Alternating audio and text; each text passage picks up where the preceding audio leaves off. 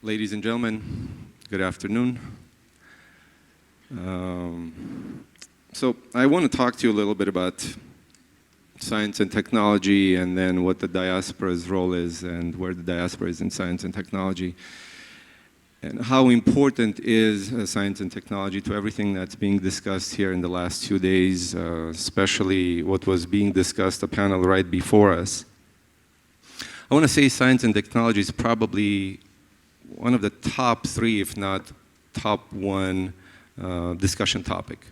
And I'm glad that we're having this conversation here today. We'll try to get as much into details as to what's happening here as possible. Many of this panel are experts in the field, and I know many of you in the audience also from diaspora are from this space, so I'm hoping that also will be dialogue. We will make sure that you have your questions in, and then we'll be able to have a discussion with you. Today, we'll have a discussion on a number of aspects of science and technology, but more so on education, research, and commercialization. Those are the 3 areas that we champion at our foundation, Foundation for Armenian Science and Technology. We will naturally not have all the time in the universe in 75 minutes for us to get into gist of everything that's out there in those spaces. But we will try to cover as much as possible. We have fantastic professionals, 5 of them, and I don't know if Yervant is connecting. Can someone tell me if Yervant Zorian is going to be connecting? No one is going to tell me if Yervant Zorian is going to connect. But if... Yes, he's joining on Zoom right now. Oh, fantastic. Thank you.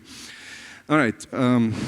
So I'll make brief introductions, and then I'll start the panel. I'll start with Hayk Chobanyan, who's far right. Hayk, the former governor of Tavush, and then also former minister of high technology of Armenia, and currently the CEO of the Union of Advanced Technology Enterprises, also known as UAT. Let's give a warm round of applause to Hayk for being here at this panel.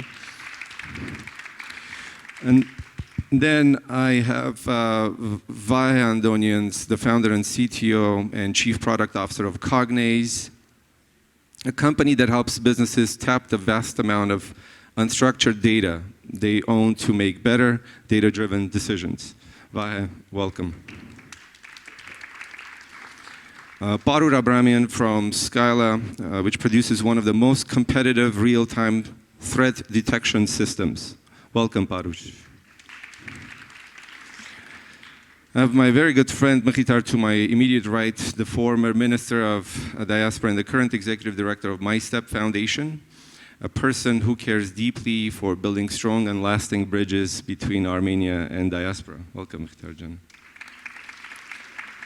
And last but not least, Yervant Zorian, Chief Architect of Synopsys, a company at the forefront of smart everything with the world's most advanced tools for silicon chip design, verification, IP integration, and more. He's also the president of the company here in Armenia. He's everywhere in the world. I don't know where he is now, but he's with us remotely. Welcome, Yervant.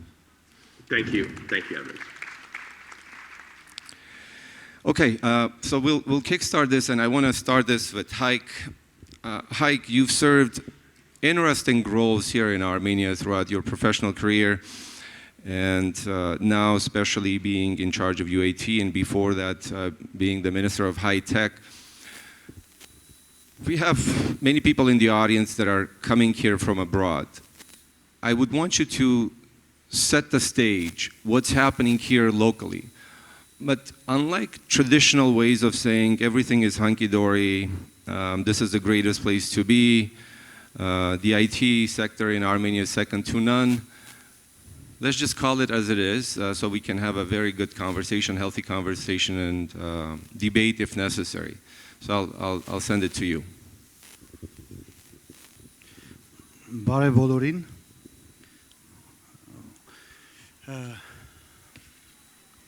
Այո, մենք ցավոք սրտի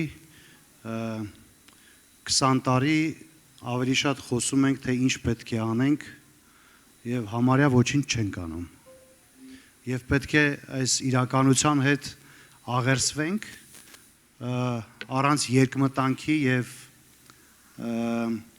եւ ամաչելու կամ չգիտեմ ինչ զգացողությունների եւ պետք է խոսենք մեր խնդիրներից եւ ավելի շատ խնդիրների լուծումներից ընդհանրապես, որովհետեւ չգիտեմ, մենք կարծես թե բոլոր փորձառությունները անցել ենք մերժելու համար ցանկացած կենացային հայտարարություն, ցանկացած կենացային տրամադրություն։ Նորից եմ ասում, եթե հիմա ասենք, թե ինչ պիտի անենք մենք, ինչ անելիքներ ունենք, կարող ենք լռել եւ ցույց տալ բազմաթիվ ելույթներ նախորդ տարիներին եւ կտեսնենք, որ օրակարգերը մեր գրեթե չեն փոխվել։ Ինչու? Որովհետեւ մենք գրեթե ոչինչ չենք արել։ Մեզ բացակայել է համարձակությունը դա անելու, մեզ բացակայել է անկեղծությունը դա անելու, որտեղ եթե ինչ-որ բան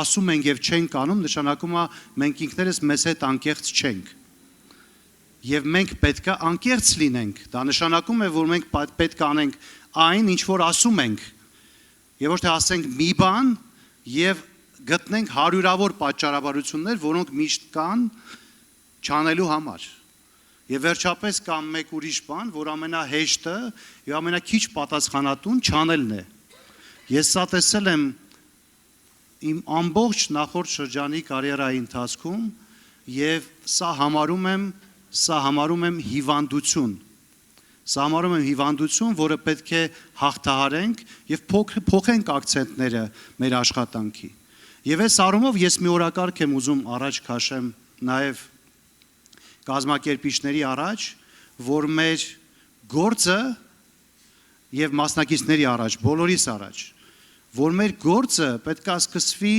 վաղը չէ մյուս օրը, երբ որ կավարտվի այս գագաթաժողովը եւ ավարտվի հաջորդ գագաթաժողովի նախորդ օրը։ Եվ տեսնենք ինչքան է լինում այդտեղ ներգրավվածությունը։ Արդյոք մենք բոլորովս պատրաստ ենք նստելու եւ աշխատելու այդ օրակարգերի վրա եւ հաջորդ անգամ նոր օրակարգ ունենալու, թե պիտի շարունակվի ելի նույնը։ Եվ սա կլինի այդ գնահատականը, եւ ես ուզում եմ իսկապես այս մարտահրավեր առաջ քաշեմ ամենասկզբում այս լսարանի կազմակերպիչների եւ հայության առաջ։ Ես շատ ուրախ եմ, որ Արմենը սփյուռք բառը չօգտագործեց, որովհետեւ ես կարծում եմ, որ ժամանակն է հրաժարվել ընդհանրապես այդ բառից, որովհետեւ մենք կա մի հայրենիք եւ մի ժողովուրդ եւ չկա որևէ տարբերություն, թե մարդը որտեղ է ապրում աշխարհում։ Առավել եւս այնպիսի գլոբալ հարթակներում, ինչպիսին գիտությունն է եւ տեխնոլոգիաներն է։ Եվ բոլոր մոտեցումները եւ լուծումները պետք է ելնեն այդ սկզբունքներից։ Այդ սկզբունքներից պետք է ելնեն բոլոր լուծումները հայկական, հայաստանյան, որոնք ցավոք չկան։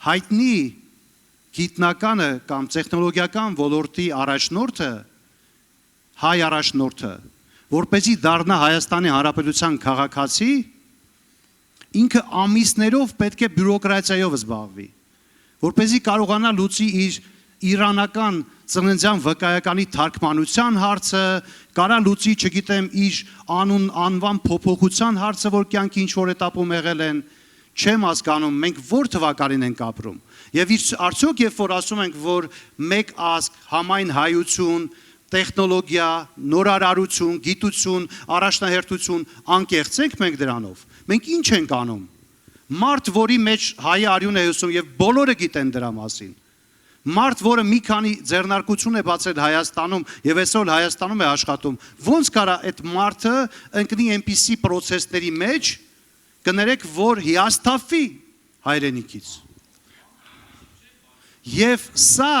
Եվ սա ուզում եմ, որ դառնա գործողություն։ Հիմա սա պետք է ձևակերպել task, ինչպես լուծել։ Ուզում եք կարող եմ 5 րոպեում ձևակերպել ինչպես լուծել այս հարցը։ Եվ լուծվում է այդ հարցը ընդհանրապես։ Եվ այսպիսի բազմաթիվ հարցեր։ Ինչ է նշանակում Սփյուռքահայը չի կարող պաշտոն զբաղեցնել կամ ինչ որ տեղը զբաղեցնել եւ այլն։ Առավել եւս գիտության եւ տեխնոլոգիաների ոլորտը Հայաստանի բոլոր ռազմավարական փաստաթղթերում համարվում է մեր հաջողության առնվազն 70% գրավականը։ Hayk Jan.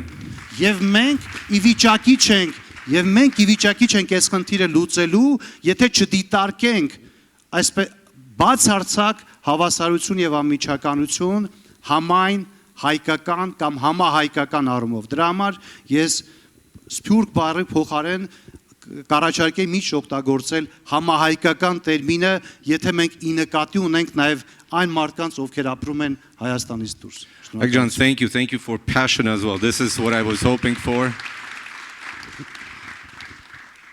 This is really what I was hoping for, and I'm glad that you're setting the tone in this way.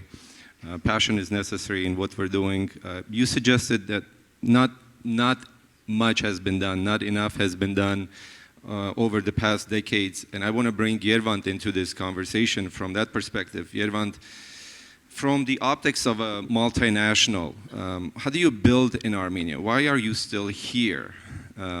If that's the case, because you've been here for 17 years, and are you still expanding, or these challenges that Hayk was speaking about, they're also in a way a thorn for you as well? Thank you, Armen. I assume you hear me well. Actually, I agree with Hayk with a couple of points, and not with some others. I agree with Hayk that the term diaspora versus Armenia should not be used as much. We are a global nation, particularly in this technology sector. There are no boundaries. There are no barriers, whether we live on this land or that land or some other land. Of course, Armenia being our reference land, our main hierarchy, where we need to be at, but many of us spend a certain amount of time here or there, so it's not 100% spirit, it's not 100% hierarchy. There are lots of hybrid areas in between, if you think of it, especially in the technology sector, especially with a large number of individuals in technology who deal with that. So that's from a geographic perspective. From a multinational, as you ask, or companies that are coming from abroad to Armenia, that has happened long ago. It's not new. We have started working from diaspora to Armenia at the time, and we started to have a presence in Armenia about 30 years back. And that continued little by little and increased little by little. And I think it's one of the most successful sectors where diaspora is engaged well. So this globalization that we have helped us a lot in having a strong presence in Armenia and bringing initially small startups. Initially, I remember back in the early 90s, with HPL, with Intas, with Credence, with Virage Logic. We did lots of bringing from the diaspora to Armenia, from Silicon Valley to Armenia. But today, there are lots of multiple multinationals, such as Synopsys, which keeps growing. So we came there 17 years ago, that's true, but didn't start from zero. We acquired existing companies and we built on it. So in fact, it's not 17 years even, it's longer. But the growth is what's important, that if you are successful, you will grow further. Our company happens to have 1,100 people today in Armenia. And tomorrow it will be different, so it changes every day. But do we have necessary criteria in Armenia to not only to stay, but to grow? I think we do. I think we do have necessary criteria. In our case, we are in 60 different countries, but we grow faster in few of those, in 4 of those, one of which is Armenia. So we grow fast enough in order to recruit more, in order to bring more projects, in order to do more advanced work. However, the however is here.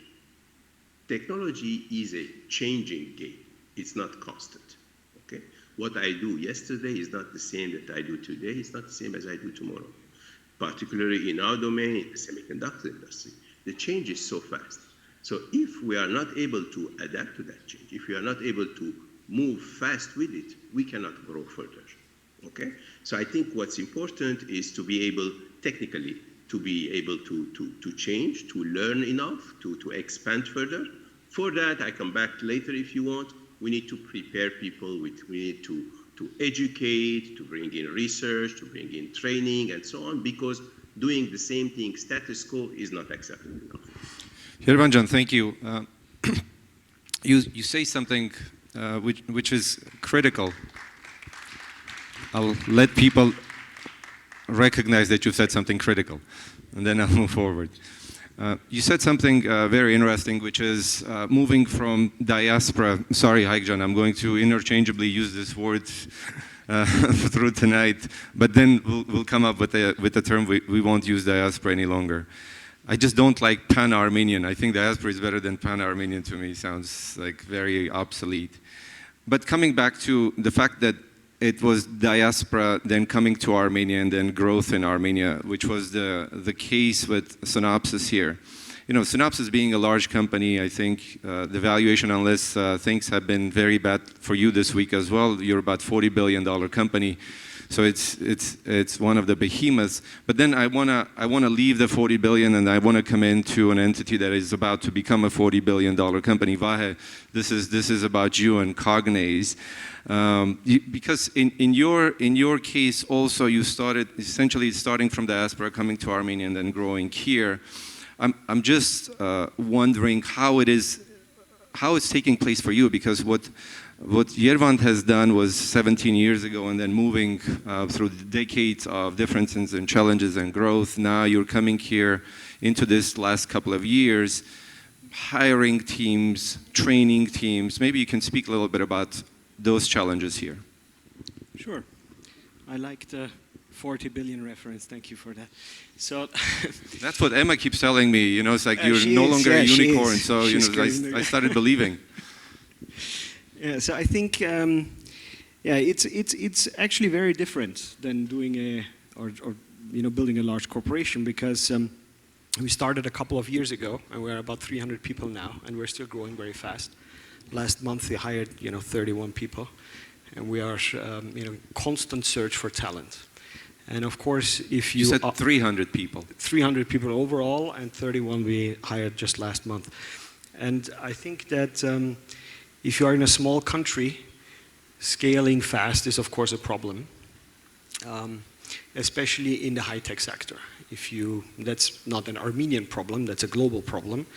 And Armenia needs to tackle that, as well as almost any other country in this world needs to tackle that. When it comes outside of high tech, I think that finding economists and research analysts and these kind of positions are easier, much easier, and it makes also price-wise a little bit more sense, to be frank. So education is of course the biggest problem. I wouldn't say that's the only problem. Other problems that we have here are the legal system is very convoluted and very difficult. So I'm like literally spending, and I live in Germany, which is known to be a very difficult place, but I spend here more for lawyers than I paid, or just to be sure that I don't make any mistake, right? So it's problematic. I think it needs to change, and the same is for the tax system. I mean, having to sign everything in paper, still not accepted, digital signatures and so on. There are many, many issues that need to be cleaned up, I think.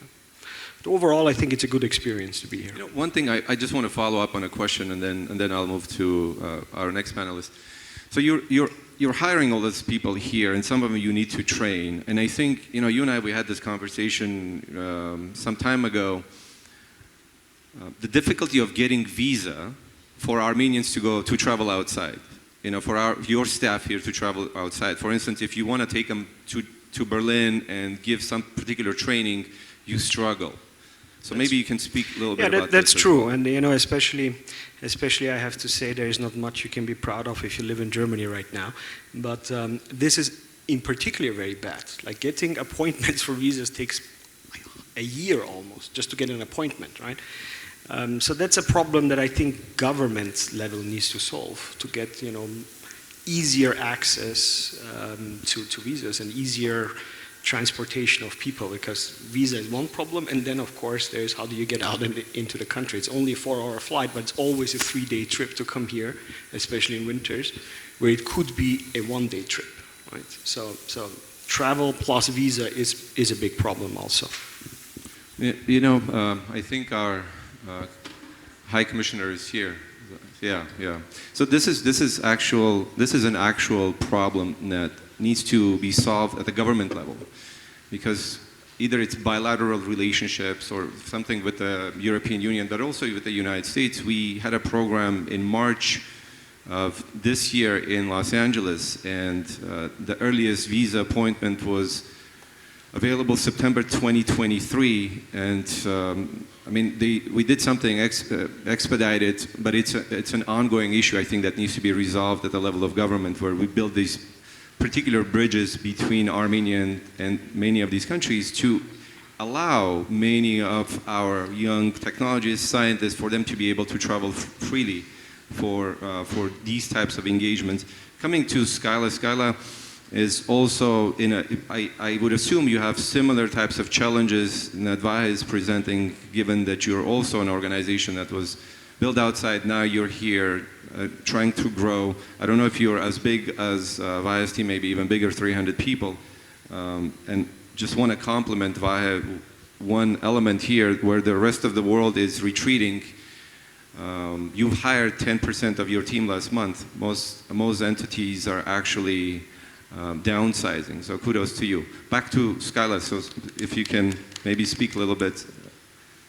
Yeah, maybe I will start from a bigger picture. As Hayk said, during the last 30 years, there's been little done, and we always say, you know, the world is more dangerous, and Armenia is in between of these different threats, and basically we have no time anymore to waste on nice words, and everyone has to do their step. And we always say we don't have resources. The only resource we have is our intellect, intellectual capacity. And we always but when it comes to supporting companies like Skyla, I'm not just talking about Skyla, but the talented like groups, initiatives, startups. Worldwide, Armenians have no idea about those companies, because we don't have so-called science diplomacy. I would distinguish this to other kinds of diplomacies. What does that mean to me is that there has to be a comprehensive approach between government, the community structures, organizations, and the diaspora members, business people, investors, to map, to understand, to identify the STEAM diaspora out of all the diaspora people we have, to target them for 3 directions mainly. First, to try to get those guys the talents, the knowledge, the skills, the expertise, to serve also, I'm not saying only to Armenian agendas, Armenian companies, startups, governments, etc., but to serve Armenian agendas, Armenian causes, Armenian also, let's say. Second of all, not be proud when everything is done and there is a new Armenian unicorn company and then everyone is proud of, but they have no participation. So rather than being just proud, you have to take the ownership, participation. You have to be the economic agents of those companies like Skyla, in different parts of the world. Promote those companies, promote in your countries, within your professional network, etc. Skyla is probably the only physical security threat detection company in the security sphere that is doing based on artificial intelligence, computer vision technologies. That is right now the only Armenian co-founded company that is commercially being sold worldwide, globally. We are present in many countries, about 200 corporate clients worldwide. We have more than 100 employees, 70 engineers in Yervant, a big office, and it's over $100 million market valuation right now. And we have investors, both Armenians and foreigners. But I always say, if there is this kind of potential to, the investors, they don't see the nationalities, they see where they can earn profit, and it's independent on the nationality. But I say, you don't have to invest in every idea, or every initiative. You have to be interested, be proactive, come to Armenia, or connect to us, or our kind of companies, whether it's a military industry, security, biotech. There are a lot of initiatives going on. Very interesting, very potentially like Armenia changing initiatives. You have to be proactive as well. Companies like us, we have to be also proactive, governments, to approach each other, to raise awareness of each other, present each other in order to have this. And when those guys are saying, not complaining, I mean, there are a lot of investors here as well. Like we have money, we want to invest, but we don't know where. I'm saying you have to be first interested, caring. You will find out those companies. And second of all, if not you, one day another foreign VC or private equity will invest in us, will turn into $1 billion company in a couple of years, and the money will go to the foreigners and not to Armenians worldwide or here. So you choose. I mean, let's say, it's maybe sounds harsh, but with you or without you, Skyla or those kind of companies will succeed somehow if they got to this point. But it's better, of course, to have Armenian presence, Armenian ownership, because it's Armenian company. And we should do everything to promote the company, to give the investment, to get the best talents in France, in US, Armenians, non-Armenians, and also promote it to help to enter new markets, extend new markets. So Paruyr, essentially, the message from you, once we become a unicorn, I mean, it's now, we're going to put that expectation on you. You need to become a unicorn because you kind of said it without saying it. But once you become a unicorn, that's when people take a note of you. But until then, when you need that boost, when you need all of those activities support for you to become that unicorn, you just don't see it. It's not coming, at least it's not coming in the ways you would want it to come in. Although now you said, you have 200 major clients, you're a $100 million business and what have you, but it's still not there. It's unknown. Yeah, something probably more needs to be done. And so congratulations, first of all, for you and your founding team for building an organization of that nature. I think between what Vahe is doing with Cognaize and you guys, congratulations, really. We need experiences of that nature. We need specialists such as yourself, because that really inspires next moves and inspires young people here as well, for them to see you as heroes. And we lack that, right? When you're a young man or a woman in Armenia and you say, you know what, I want to be like, it's difficult. You still have few people that you can say, I want to be like here locally, but it's generally, you don't want to be like the people that, it's like you think of more often than not. And I think we need more heroes such as these guys. So congratulations. Now I want to come back to, I want to bring it home a little bit and have, Mkhitar, you've been doing a lot of work in terms of building bridges between Armenia and the word that we're not using today. Diaspora. But also, I was thinking, and I was having this conversation, I think last night, you don't even need to travel outside of Armenia to meet diaspora. To me, the regions in Armenia look like diaspora to Yervant as well. It's very bizarre, but we have this very island type of an approach to everything. Even in Yerevan, if you live in Erebuni and if you live in Yerortmaz, you're a foreigner, you're another diaspora. So there's segments of diaspora, I think, that exist in our nation, in our culture, and I think I want to associate this to a culture of who we are and how we are.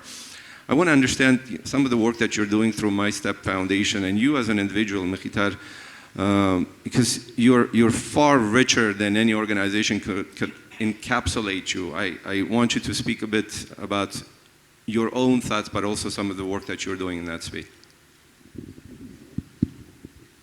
Հարգելի պարոն Սինանյան, չգիտեմ դահլիճում եք, շնորհակալություն եմ հայտնում գագաթնաժողովի կազմակերպման համար։ Սիրելի Armen, նախ շնորհակալ եմ խոսքը տրամադրելու համար։ Ես գուցե քիչ անց կոնկրետ հարցին կանդրադառնամ, հաշվի առնելով այն հանգամանքը, որի տարբերություն այսօրվա մեր 5 պարոնների ես երևի թե ամենա համեստ փորձն ունեմ տեխնոլոգիական մասով, ես կնախընտրեմ խոսել ավելի շատ գիտության մասին, քաղաքականության եւ քաղաքականությունների մասին, կարծեմ թե ինչ որ չափով դա կարող է օգտակար լինել այս քննարկման համատեքստում։ Տեսեք, ես կարծում եմ, որ Հայաստանի պես փոքր երկրները պետք է մեծ երազանքներ ունենան եւ դրսևորեն կամք հասնելու այդ երազանքներին կամ ընդհանրապես չունենան երազանք եւ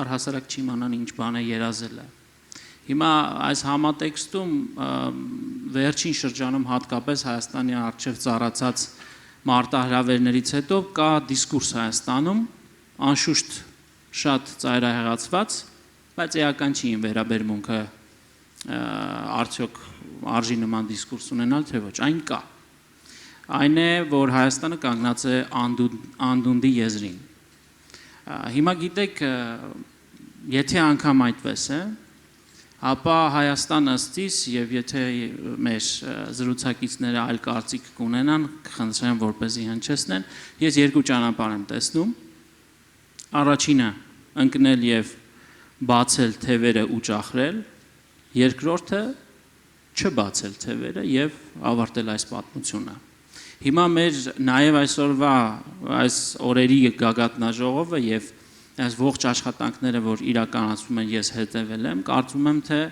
այս հարցի հետ կապված մենք ունենք հստակ կոնսենսուս։ Այսինքն ես չեմ ուզում, որ միասին մենք այստեղ քննարկենք, թե ինչ պիտի անենք, ընդհակառակը։ Ես ուզում եմ, որպեսզի մենք այսօր քննարկենք, թե ինչպիսին պիտի լինի մեր թռիչքը եւ ուր պիտի տանենք դա։ Որն է մեր վերջնանպատակը որն է։ Բայց որպեսզի այս ամենը մենք հասկանանք, շատ կարևոր է, որպեսզի մենք կարողանանք ճիշտ ախտորոշել խնդիրները եւ մարտահրավերները, որպեսզի հետո նաեւ լծվենք լուծումների փնտրտուքի մեջ եւ հասնենք դրանց։ Այդ տեսեք, տարբեր են կարծիքները, իդեպ վերջերս մի առիթով ես խոսում էի, որ շատ լավ կլինի, որպեսզի մեղավորների հավերժ փնտրտուքից մենք անցում կատարենք լուծումների փնտրտուքի մեջ, որովհետև գիտեք, սա արդեն մեզ այնքան է մաշեցրել, մեր շատ քիչ մնացած էներգիան, ժամանակը եւ ռեսուրսները, իսկ դրանք իսկապես բավականին սակավաթիվ են, մենք ծախսում ենք անօգուտ բաների վրա։ Ես իմ առաջարկը հետևյալն է, որպեսզի մենք դա ճիշտ ուղղորդենք այդ էներգիան, ճիշտ ֆոկուսը պահենք ճիշտ խնդիրների լուծման վրա, բայց սա նշանակում է, որ մենք այնուամենայնիվ պիտի ախտորոշենք խնդրեմը։ Այ թեզերը շատ են սխալների։ Օրինակ պարոն Չոբանյանը, Հայկը այսպես յուրովի ձևով մատուցում էր տարբեր բյուրոկրատական խնդիրներ, խնդիրներ, խտրական մոտեցումներ, խոչընդոտներ եւ այսպես դրանք հազարավոր են, ցավով եմ սա ասում, բայց ես գիտեք, գուցե դա պայմանավորված է նրանով, որ վերջին տարիները ես նվիրել եմ ավելի շատ գիտության եւ կրթության ոլորտին, բայց ինչու եմ ես դա արել, որովհետեւ ես այդ խնդիրների հիմքը եւ արմատը տեսնում եմ հենց այս ոլորտների մեջ, որում կարծում եմ, թե նաև մեր սպիկերները դրանց անդրադարձան իրենց խոսքում։ Գիտեք, երբ մենք օրինակ խոսում ենք պատերազմում կրած անհաջողության մասին, հազարավոր թեզեր կան։ Բայց ես կարծում եմ, որ երկրները պատերազմները պարտվում են դրանից շատ ավելի վաղ ժամանակներում։ Պատերազմները պարտվում են օրինակ այն երկրները, որոնք դադարում են հավատալ գիտության հզորությանը, դադարում են չապավինել գիտությանը առհասարակ, չեն գիտակցում, չեն հասկանում ամբողջությամբ, թե ինչ հնարավորություններ կարող է տալ գիտությունը երկրներին ու ժողովուրդներին։ Ցավոք սրտի, մեր հիմնական խնդիրը, որ ես կարող եմ տալ որպես գնահատական եւ ախտորոշում, դա կրթական եւ գիտական համակարգերի քայքայումն էր եւ համապատասխան քաղաքականությունների ու ռազմավարությունների բացակայությունը։ Ես ուզում եմ որպեսզի նաև այսօրվա մեր քննարկման արդյունքում հնչեն կոնկրետ գնահատականներ եւ կարծիքներ, թե ինչպես մենք պիտի այդ ամբողջը կառուցենք, որպեսզի դա սկսի բենեֆիտներ բերել նաև մեր պետությանը անվտանգությունից մինչև տնտեսություն։ Տեսեք, այսօր Հայաստանում որոշակի փոփոխություններ տեղի են ունենում, բայց ինչքան էլ մենք խոսենք նեգատիվ բաներից, ճգնաժամերը եւ արհավիրքները նաև բերում են հնարավորություն։ Ես հիմա կբերեմ դա իմ անձնական սեփական օրինակով։ 2019 թվականին ես պարլամենտի ամբիոնից ունենում էի տեքստ գիտության բյուջեի եւ գիտության ֆինանսավորման մեխանիզմների փոփոխության մասին։ Եվ նույն գրեթե նույն բառապաշարով եւ բովանդակությամբ ելույթներ էի ունենում 21 թվականին։ 2019 թվականին ցավոք սրտի նաև կարող եմ ասել որոշ իմ գործընկերների մոտ այդ տեքստերը բավական դժվարությամբ էին մարսվում։ 2021 թվականին ես անգամ կարիք չունեի ավարտել այդ տեքստերը։ Գիտեք ինչու, որովհետև ստացվեց այնպես, որ մեր հասարակությունը եւ մեր պետությունը սկսեց հույսը կապել հայաստանյան եւ համահայկական գիտական արժեքների եւ հնարավորությունների հետ։ Այդպես ստացվեց, կյանքը այդպես դասավորվեց, որ որևէ այլ սուբյեկտ, միջազգային կառույց, պետություն, ազգեր, մենք սկսեցինք հույսներս դնել բացառապես մեզ վրա։ Եվ ինչքան էլ գումար եւ ռեսուրսներ այլևս ներդրվի գիտության մեջ, ներհայաստանյան հասարակական շրջանակներում որևէ ընդվզում դուք չեք տեսնի։ Որովհետեւ դա է միակ մեր ճանապարհը, խնդիրների լուծման երաշխիքը։ Եվ ես սա ցավով եմ ասում, որովհետև շատ վատ է, երբ ճգնաժամային իրավիճակներում ես դու գալիս եւ նման որոշումներ կայացնում։ Ընդ որում 2020 թվականից հետո արդեն գիտության բնագավառում մենք այլևս չենք խոսում, որ այս կամ այն ներդրումը ռիսկային է։ Այո, գիտության բնագավառում մենք պարտավոր ենք չմտածել այդ ռիսկերը զրոյական դարձնելու մասին։ Եթե մենք առաջնորդվենք քաղաքականություններ մշակելիս, որ գիտության մեջ ներդրում անելիս պիտի ռիսկերը զրոյացնենք, մենք կունենանք այն, ինչ ունեցել ենք մինչև օրս։ Եվ այս առումով կոնկրետ օրինակներ ես կցանկանամ բերել, բայց չեմ ուզում չարաշահել ժամանակը։ Հույս ունեմ, որ հարց ու պատասխանի ժամանակ ես սրանց հանգամանալից կանդրադառնամ։ Տեխնոլոգիական մասով կրկին մեր հասարակության շրջանում գիտեք տեխնոլոգիա ասվածը թեև ես նշում եմ, որ բավարար չափով ինձ կոմպետենտ չեմ համարում, բայց տեխնոլոգիաները դրանք անշուշտ 20-րդ եւ 21-րդ դարում ստեղծված համակարգերը կամ սարքերը չեն։ Դա 1000-2000 տարի առաջվանից տեխնոլոգիաները կիրառվում են տարբեր ազգերի կողմից, այդ թվում եւ պատերազմական իրավիճակներում, որովհետեւ տեխնոլոգիաները դրանք հմտությունների, գիտելիքների, մեթոդների ագրեգատն է, որի հիմքում դրված է միտքը,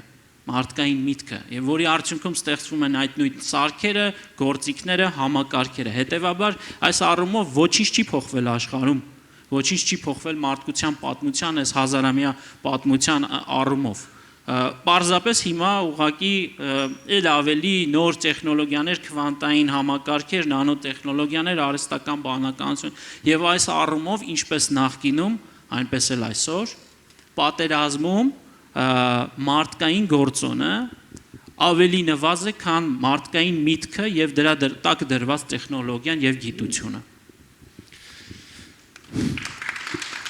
Thank you, Mkhitar. One important element that you speak of, that investments in science are always going to be risky. You're actually not going to know what the outcome is going to be is critical. And if you're trying to make an investment with understanding that you're going to get 100% on your investment, that's probably not going to activate too many people wanting to go into this. Look, this discussion about science and technology cannot but include also a conversation on security issues. And you've touched upon this already yourself, Mkhitar, and I want to bring Hayk back into this conversation. In terms of security, Hayk, can you being at this for decades now, has there been enough investments in that space over the generations? And if it hasn't, What's the path forward? Կարճ պատասխանը ոչ է, բայց կա նաև մի քիչ երկար պատասխան, որ կուզեմ անդրադառնամ անպայման։ Նախ առաջինը շարունակելով նաև մի փոքր եւ կպցնելով նախորդ քննարկումը եւ այս հարցը, ես կարող եմ ասել, որ հաջորդ challenge-ը պետք է լինի մոռանալ օգնություն բառը եւ փոխարինել դա ներդրում բառով եւ լավ հասկանալ դրա էությունը։ Դա կրիտիկական նշանակություն ունի համահայկական օրակարգերում։ Ես վերջին հատկապես պատերազմից հետո որոշ գործընթացների մեջ եմ ներգրավված այս առումով եւ ես կարող եմ միանշանակ ասել ցավալով, որ եթե ես 1 տարի առաջ գնայի օգնության խնդրանքով, այսօր ես կունենայի այդ օգնությունը։ Ես գնացել եմ ներդրման խնդրանքով եւ դեռ ես չունեմ ներդրումը։ Սա, այսինքն ես ուզում եմ ասեմ, որ այս երևույթը, որ կարծես թե շատ པարզ է եւ բոլորը շատ լավ հասկանում ենք, ինչպես եւ բարեգործության մեջ է, որ ասում ենք ձկան փոխարեն կարտ տանք եւ կարծես բոլորը շատ լավ հասկանում ենք, բայց իրականում նույն թեման է։ Մենք ասում ենք, արտասանում ենք, բայց չենք անում։ Դրա համար իմ հաջորդ challenge-ը դա պիտի լինի եւ սա վերաբերում է կոնկրետ քո հարցին, Արմեն ջան։ Եվ այսօր հատկապես պատերազմից հետո մենք ունենք բարեբախտաբար մասնավոր ներդրումներ եւ նախաձեռնություններ հանուն անվտանգության, հանուն Հայաստանի եւ հայ ժողովրդի անվտանգության։ Եվ սա սրանք համահայկական նախաձեռնություններ են բայց սա շատ փոքր է բավարար լինելու համար։ Ինչ է պետք դրա համար։ Դրա համար պետք է որ դեսպանները շատ լինեն, մարդիկ ովքեր շրջում են համայնք, ընտանիք եւ խոսում են սրա մասին։ Մենք այսօր այս ամբիոնից շատ է հնչել հрьяաների անունը, օբյեկտիվորեն է դա հնչել, որովհետև շատ հարցերում իրենք իսկապես ստեղծել են շատ ռացիոնալ մեխանիզմներ շատ վաղուց եւ մենք պետք է ընդօրինակենք այդ մեխանիզմները, եթե դեռևս ավելի լավը չեն կարողանում ստեղծել։ Եվ ազգային հայկական հիմնադրամը պետք է առաջին հերթին ուղղված լինի մեր անվտանգությանը։ Եթե մենք որքան ճանապարհ ենք կառուցել, որքան եկեղեցի ենք կառուցել, որքան դպրոց ենք կառուցել, որքան մանկապարտեզ ենք կառուցել, եթե այդ գումարի ընդամենը 10%-ը ներդրած լինեինք մեր անվտանգության մեջ, մենք այսօր կունենայինք ավելի մեծ հայրենիք մեր դիրապետության տակ։ Եվ սա պետք է լինի ազգային սկզբունք, դա պետք է լինի ազգային սկզբունք, ազգային պարտականություն, որևէ մեկին չենք կարող պարտադրել, բայց դա պետք է լինի ներքին ազգային պարտականություն։ Եվ վերջինը, որ ես առումով ուզում եմ ավելացնել, շահագործելու համար ժամանակը, այստեղ պետք է պետությունը մեկ պարտադիր գործիք ունենա բոլոր նմանատիպ ազգային, ռազմավարական, առավել եւս գոյաբանական թեմաների շուրջ։ Եվ այդ գործիքը շատ պարզ գործիք է, որը կոչվում է համաֆինանսավորման հիմնադրամ, matching, այսինքն երբ որ ներդրողը, մասնավոր ներդրողը իր ամբողջ ռիսկով, իր կոմպետենցիայով, իր էքսպերտիզայով որոշում է կայացնում, օրինակ $10 միլիոն ներդրում կատարել Հայաստանի անվտանգության մեջ, պետությունը պիտի ասի ես քո կողքին եմ, եւ ես համոզված եմ, որ դրանից հետո մենք 10 անգամ ավելի շատ գումար կհավաքենք եւ պետական աջակցության պետք է կրկնապատկենք եւ ավելի շուտ կհասնենք այն վիճակին, երբ որ համոզված կլինենք, որ աշխարհում չկա մի ազգ, որը որ կարող է կողել մեր սահմանը։ Շնորհակալություն։ Thanks, Hayk Jan. Good.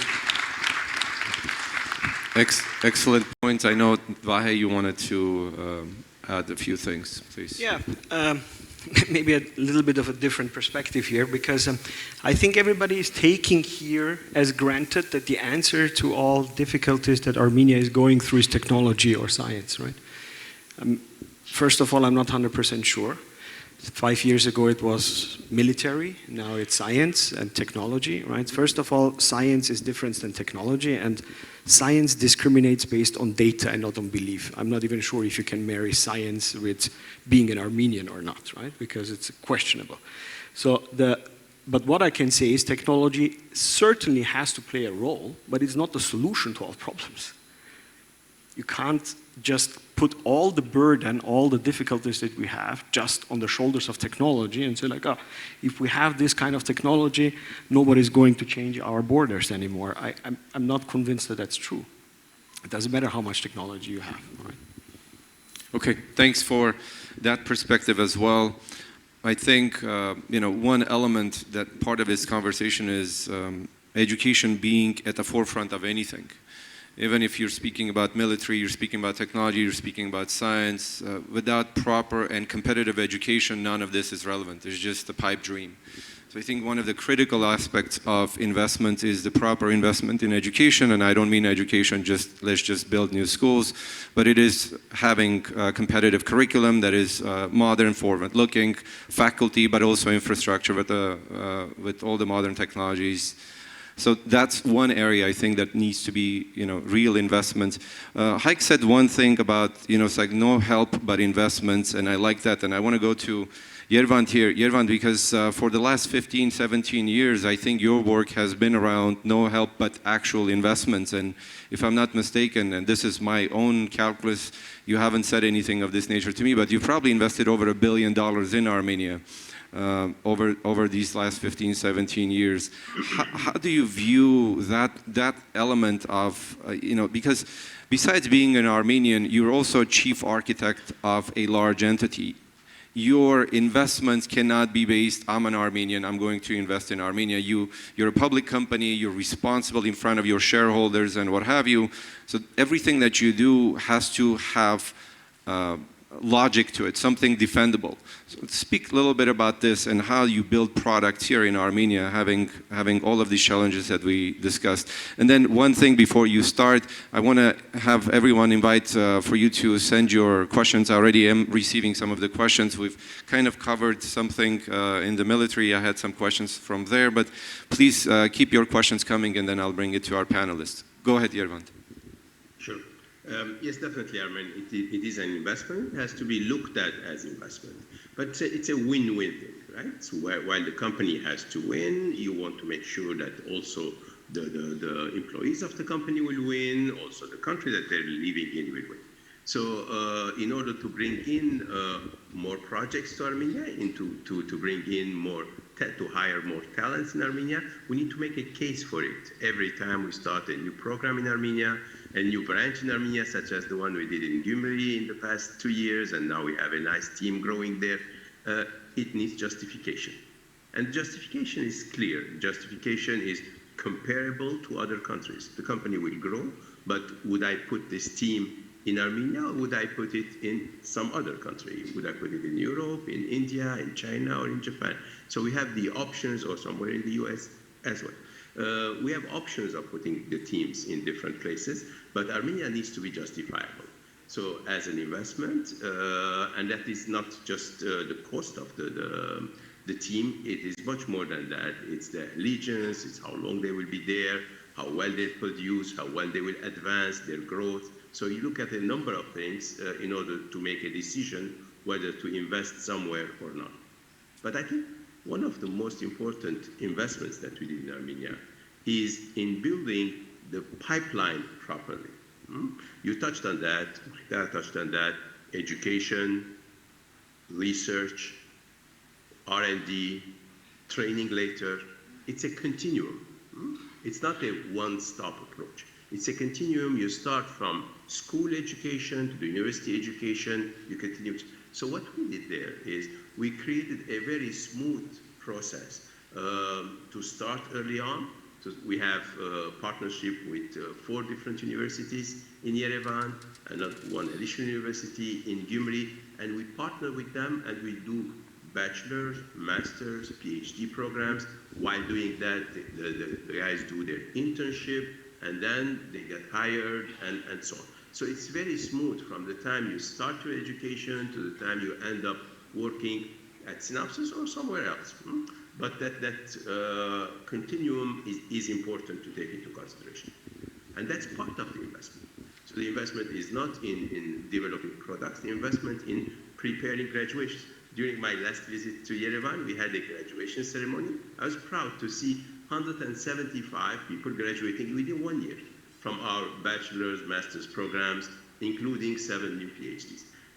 It gives me pride to see that we are really seeing new talents coming out, studying in these nice new high-end disciplines, and continuing.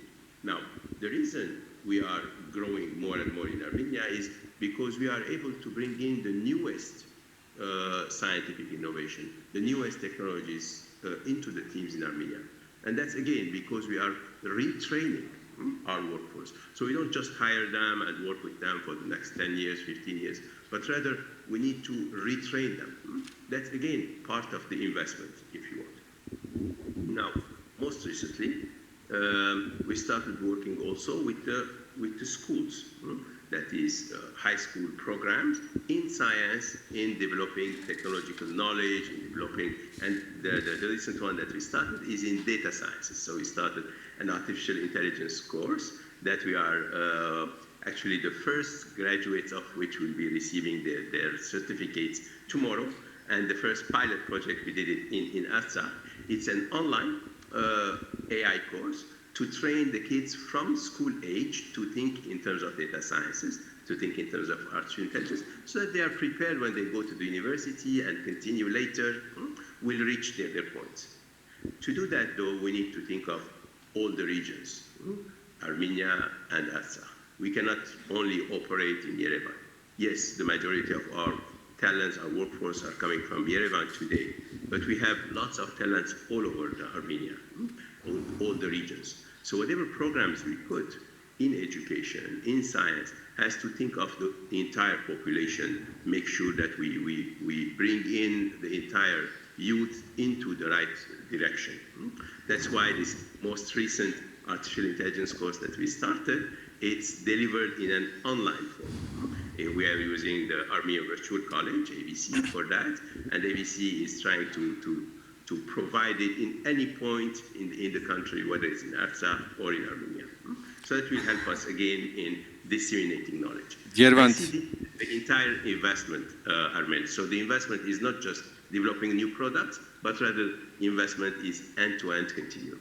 Thanks. I want to congratulate you and Synopsys for arranging this program, the online program on artificial intelligence. I also want to add that since Minister Chobanyan is here, we are also launching in high schools, in 10 high schools next year for all of our diaspora communities here, for you to know that starting next year, we will have the American AP systems in high schools, in 10 high schools with pilot on artificial intelligence will be the vertical, and it will not only be in Yerevan, it will be in Yerevan 5 in Yerevan and 5 in Tavush region as well. So we're expanding and bringing that type of an educational infrastructure here.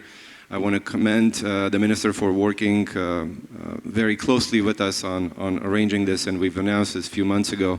We'll go into structuring this, and this is one of those critical aspects of education. Now, we have roughly about 13 minutes left. I have a few questions here that I want to bring to our panelists. Mkhitar, I think this question, you would be properly, you will know the background, the data, given what you were doing in the parliament when you were a parliamentarian some time ago.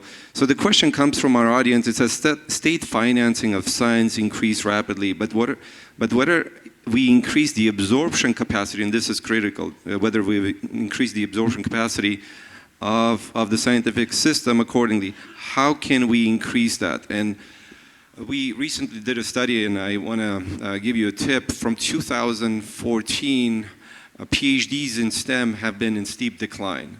So people don't go to get PhDs in this particular area. So absorption capacity is as important as increasing those figures, because I know People always complain to the government, we got to increase, and I'm for that. You know, it's one of the first things that we've been communicating as well, that percentage of GDP investment on scientific research needs to be increased, but also it cannot be just money.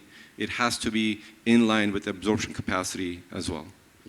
Շնորհակալություն հարցի համար։ Այո, միայն փողով չես կարող փոխել ամբողջ գիտական միջավայրը։ Դա կարևորագույն եւ կենսական պայմաններից մեկն է, բայց ոչ բավարար։ Այս որպեսզի մենք հարցին կարողանանք շատ հանգամանալից պատասխանենք, պիտի անդրադառնանք բոլոր շերտերին, այսինքն գիտության մեջ ինչ պիտի փոխենք գիտության մեջ, որպեսզի նաև եւ հետազոտական բաղադրիչը կարողանանք ուժեղացնել, հետեւաբար նաև արժեքները, որ դրա արդյունքում կստեղծվեն եւ կծնվեն ու կծառայեն։ 2019-ից սկսած մենք պարլամենտում սկսեցինք քննարկել բարձրագույն կրթության եւ գիտության մասին օրենքի նախագիծը, որը շատ եմ ցավում, բայց ցայսօր էլ չի ընդունվել։ Այդ օրենքի հիմնական ուրեմն առանցքում մենք դրել էինք նաև ֆինանսավորման մոդելի փոփոխությունը եւ բոլորովին նոր կառուցվածք էինք առաջարկում գիտական հաստատություններին, գիտական գործունեություն իրականացնող մասնակիցներին այս համայնքի եւ ես հույս ունեմ նաև պարոն Դումանյանը այստեղ ներկա է, որպեսզի նաև իր ջանքերով եւ նախարարության առաջնորդությամբ պարլամենտում վերջապես այս օրենքը կընդունվի, բայց ես ուզում եմ որպեսզի թեկուզ եւ հակիրճ, բայց անդրադառնանք ամեն դեպքում այդ շերտերին, որը գալիս է նախ եւ առաջ գիտնականի կերպարի ուրեմն ցավոտ թեման ընկալումների մասին է խոսքը։ Տեսեք, որպեսզի մենք հասկանանք, թե ինչու օրինակ տեխնոլոգիական կամ STEM ուղղություններով բավական տխուր իրականություն ունենք, ասենք դիմորդների մասով, որտեղ վերջին տվյալները ամենևին լավատեսություն մեզ չեն ներշնչում, ասենք մանկավարժական համալսարանում ֆիզիկայի ֆակուլտետի բացառապես մեկ տեղ է ընդունելություն եղել, եւ սա խոսում է այն մասին, որ ապագան, եթե մենք կտրուկ փոփոխություններ չանենք, այդքան էլ լավատեսական չէ մեզ համար, բայց դրա արմատները գալիս են նորից անցյալից։ Տարիներ շարունակ, տասնամյակներ շարունակ ֆիլմերում, սերիալներում, տարբեր սիթքոմներում ամենահարմար, ներողություն եմ խնդրում, անշուշտ ես սա ասում եմ չակերտավոր, ամենահարմար հեգնանքի եւ ուրեմն սատիրայի թեման եղել է գիտնականը։ Գիտեք, քանի որ Սփյուռքից շատ մենք հյուրեր ունենք, վստահ չեմ, որ բոլորը օրինակ ծանոթ են, բայց 90-ականներին, 2000-ականների սկզբներին ամենաշատ տարածված ուրեմն կատակներից մեկը դա ինժեներ բալան էր։ Հիմա ես ձեզ ուզում եմ ասել, որ գիտեք, այսօր աշխարհում պատերազմներում, քանի որ խոսք գնաց նաև անվտանգության մասին, պատերազմները հաղթում են ինժեներ բալաները, ֆիզիկոս բալաները, արհեստական բանականության մասնագետ բալաները, եթե ուզում եք խոսենք գրոտեսկներով կամ սատիրայով։ Եվ ցավոք սրտի, այստեղ եւս նախարարությունը եւ կառավարությունը եւ մասնագիտական հանրությունը շատ մեծ անելիք ունի։ Սկսած ֆիլմի արտադրությունից, այդ սերիալներից, գովազդներից, թատրոնից, երաժշտությունից, արվեստից, պետությունը պարտավոր է որոշակի, ես չեմ ասում ավտորիտար մոտեցումներով, ամեն դեպքում մենք մի երկիր ենք, որ ողջունեց եւ գնում է ժողովրդավարության ճանապարհով, բայց որոշակի նարատիվներ գոյություն ունի, որպես պետական քաղաքականությունը պիտի վերևից ներքև դելեգացնի։ Եվ ահա տողատակերով, հենց նույն մշակույթի եւ կրթամշակութային բաղադրիչով մենք բոլոր խողովակներով հանրության ընկալման մեջ պիտի մաքնենք այդ խայտարակ մոտեցումները։ Ես եթե ունենայի բավարար չափով ժամանակ եւ էներգիա, յուրաքանչյուր այսօր էլ կան որոշ ֆիլմեր, սերիալներ, որտեղ ձեռք են առնում գիտնականի կերպարին։ Այ գիտեք, շատ փոքր կարճ օրինակ ասեմ, երբ որ ճապոնական զարթոնքից հետո լրագրողը հարց է տալիս կրթության դեպարտամենտի ղեկավարին, ասում է լավ, որն է Ճապոնիայի հզորացման գրավականը, ասում է մենք ընդամենը մի բան ենք արել։ Անշուշտ ես հիմա մանկավարժների մասին կբերեմ օրինակը, բայց տարբերությունը մեծ չէ։ որտեղ նորից ու նորից ամեն ինչ գալիս է հենց դպրոցից։ Ասում եմ մենք ուսուցչին տվեցինք падգամավորի չափ ուրեմն աշխատավարձ, նախարարի չափ ուրեմն հնարավորություններ եւ որոշում կայացնելու ուրեմն մանդատ եւ կայսեր չափ հարգանք։ Սա մեկ բաղադրիչ է, այսինքն մենք բոլորս նաև այստեղ, եթե ուզում ենք փոխել միջավայր, պիտի լծվենք այս աշխատանքին։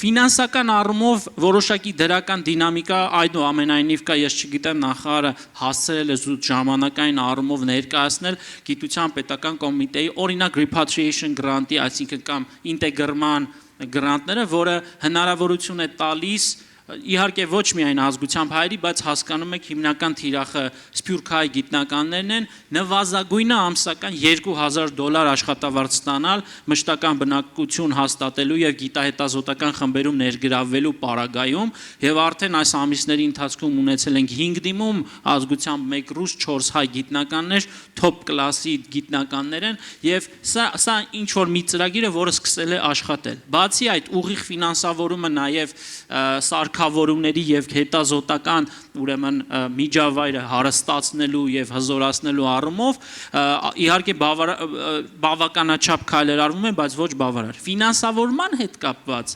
հարգելի ընկերներ, հարգելի հայրենակիցներ, տեսեք 18-19 թվականի ուրեմն ընթացքում ժամանակ $27 միլիոն է եղել գիտության բյուջեն։ Ուրեմն $27 միլիոն, եթե դու ֆիքսում ես որպես պետություն եւ ժողովուրդ, որ քո գիտության բյուջեն պիտի լինի $27 միլիոն, գրեթե դու խոստովանում ես, որ քեզ պետություն պետք չի։ Ու դու, չէ, պետություն եւ գիտություն պետք չի, հետեւաբար ոչինչ քեզ պետք չի։ $27 միլիոն մի հատ նորմալ գուցե տեխնոլոգիական ընկերություն կարելի է հիմնել, ինչ որ ներդրումներ անել։ Այսինքն լրջագույն խնդիրներ լուծելու համար բնականաբար կարճ պատասխանեց պարոն Չոբանյան, ես կրկնում եմ, բայց բարեբախտաբար կրկնակի մենք բյուջեն գիտության ավելացրել ենք, անշուշտ սա բավարար չէ, անշուշտ այն ամբիցիաները, որ մեր պետությունը իր առջև պիտի դնի, չի համապատասխանում այդ ֆինանսավորումը, բայց Արմենն էլ իր խոսքում նշեց, շատ կարևոր է, որ մենք հասկանանք ինչպես պիտի ծախսենք այդ գումարը, սա արդեն մյուս կողմն է։ Այսինքն մենք այս գիտության միջավայրին նաև պատրաստ ենք տալ $100-200 միլիոն, հասկանալով թե ինչպես եմ, արդյոք նրանք մի բան է, երբ դու փողը տալիս ես, եւ մի բան է, երբ այն չի ծախսվում։ Սա էլ մեկ այլ խնդիր է։ Thanks Mkhitar Jan. It's one of the critical discussions that we're having in this country, the financial obligation of the state, but also the absorption capacity of the people. There is this tandem that needs to be addressed. Paruyr, I want to come to you. There is this one question, and we have like 4 minutes, so it's going to be very quickly. And then my last question for everyone is going to be your call for action. So as Paruyr is reflecting on this next question, please think of what would be your call for action. Paruyr, so here's a question that comes from our audience. It says, how important is it and what obstacles are there to protecting the intellectual property covering the scientific research and tech innovation in Armenia? Because, you know, I'm sure in your work you're dealing all the time with intellectual properties and what have you, especially, you know, including the privacy matters, since you are following people in many different respects. So in your work, how do you look at this? So what are some of the consequences and some of the realities that you face in Armenia when it comes to IP? In countries like Armenia, this issue is not that significant, like in Europe where you have GDPR issues or you're not allowed to do a lot of things, there's legislation.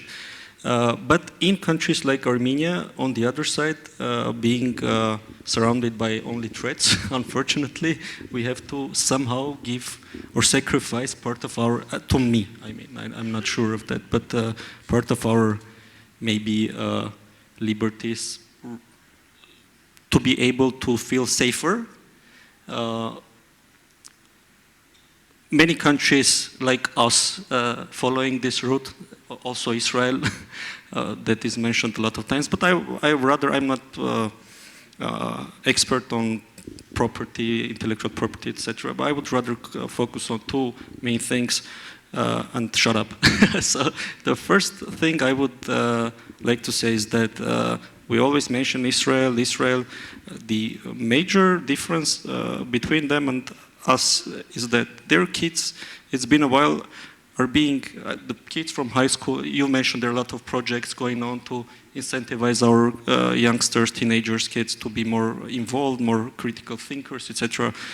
They've been done this quite a while ago. Their kids, their teenagers have been challenged to solve critical issues for their countries, or at least to contribute. You've heard about their many units, cyber units, 8200, whatever it is.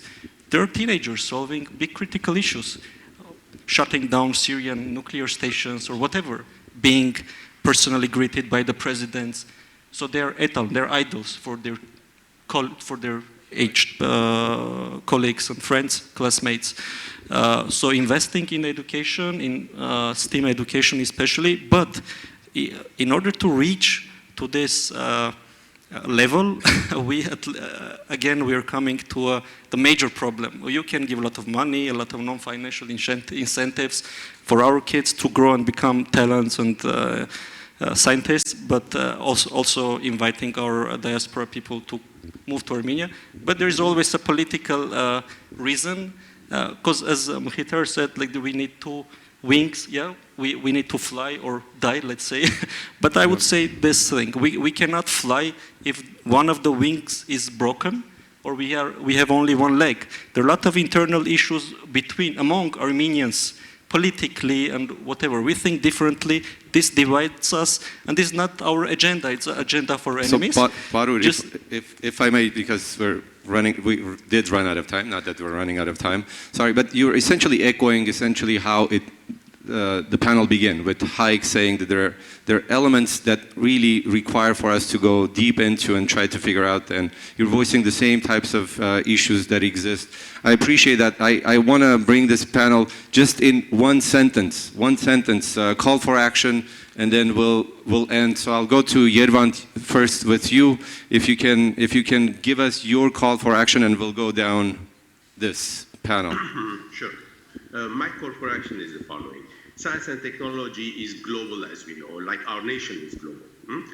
Whatever we do in it, we have to make sure that we leverage the most wherever we are.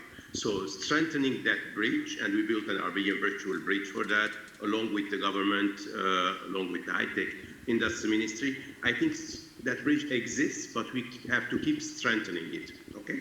As our nation is global, our technology bridge has to be also global and strong. Thanks. Thank you. Hayk, one sentence.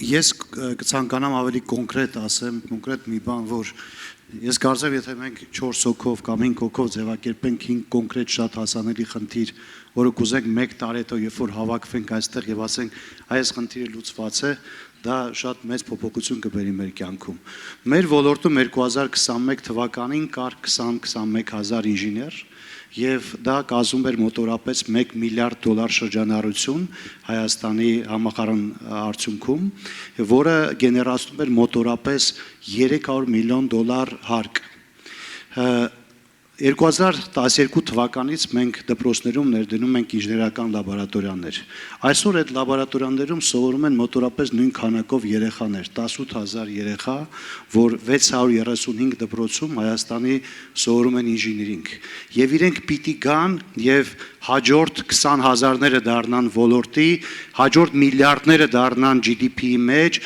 հաջորդ 300 միլիոնները դառնան հարկերի մեջ չհաշված այն գիտելիքի ակումուլյացիան, որը որ ստեղծում է այդ ամեն ինչի արդյունքում։ 600 լրացուցիչ լաբորատորիայի ներդրումը ընդամենը $6 միլիոն է։ Եվ դա կարելի է անել 1 տարվա ընթացքում։ Շնորհակալություն։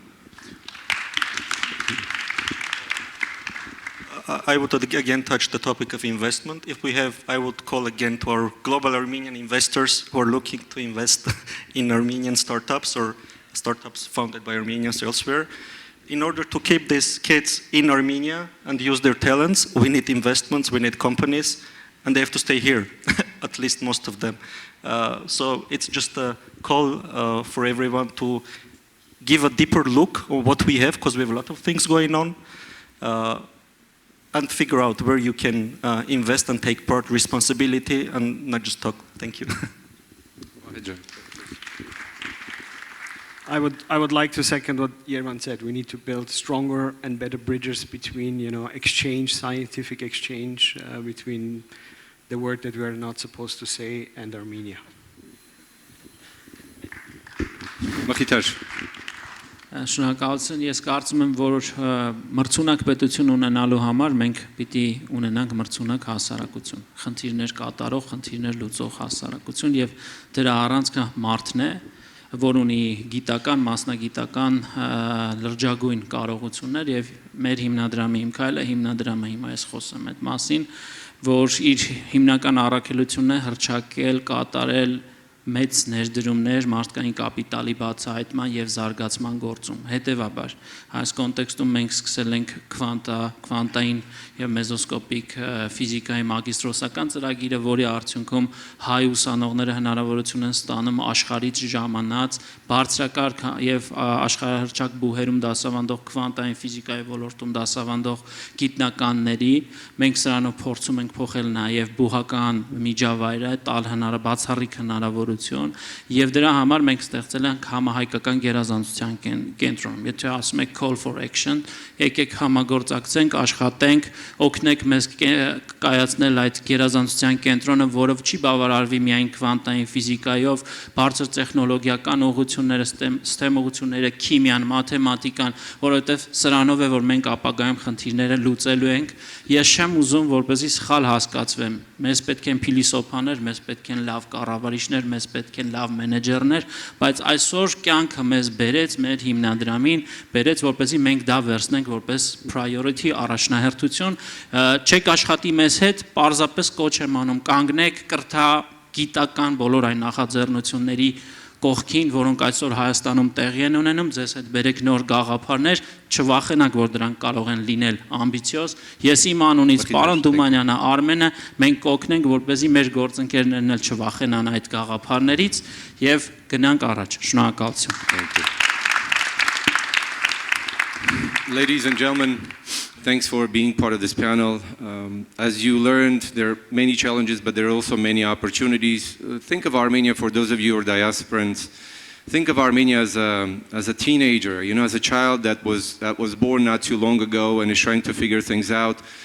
So be harsh, understand that it needs to be disciplined, it needs to learn more, but also understand that it's a partner for the future, and you're making your investments and whatever it is that you're doing it for you as a guardian, but also for them to become your equal partners and being an equal partner from this point on. So investments, opportunities, education, science, research, technology, all of this are part of the future of Armenia and part of the future of diaspora relationship.